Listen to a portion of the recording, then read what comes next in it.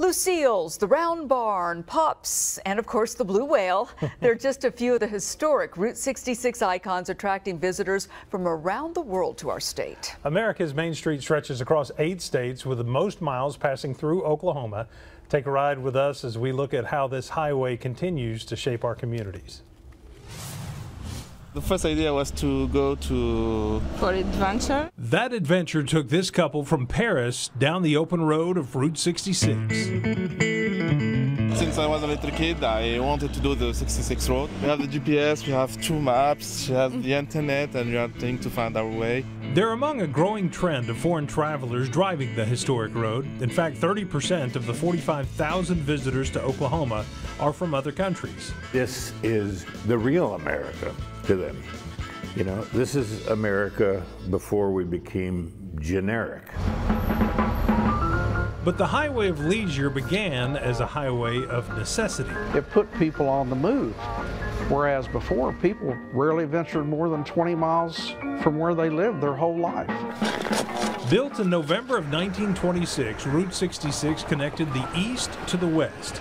Oklahoma businessman Cyrus Avery called it the Main Street of America. He became known because of this work as the father of Route 66. Avery used the 11th Street Bridge in Tulsa to convince highway officials to bring the route through Oklahoma. Because he wanted to go through this town where he had business interests and, importantly, our state capital.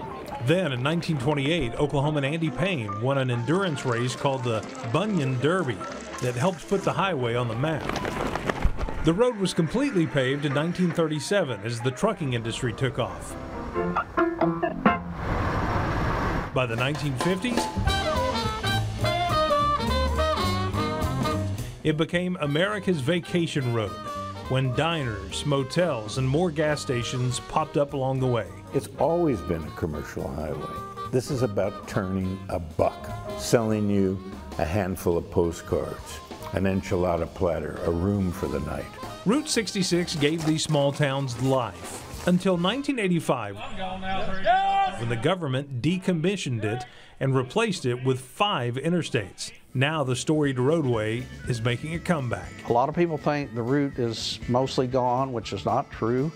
You can still drive 80 to 85% of the highway. Enticing travelers worldwide to navigate the famous highway and see the many restored iconic stops in Oklahoma. That's why these attractions, whether man-made or natural attractions along the road, are so important, because that's what seduces people, lures them off the interstate back to the old road.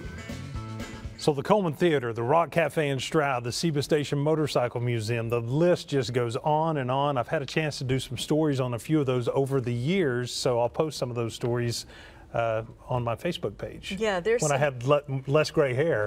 Some of them are a little old, but they're still pretty good. Oh yeah, they're great stories. It's fun to relive that, isn't it? It is. Yeah, it's nice.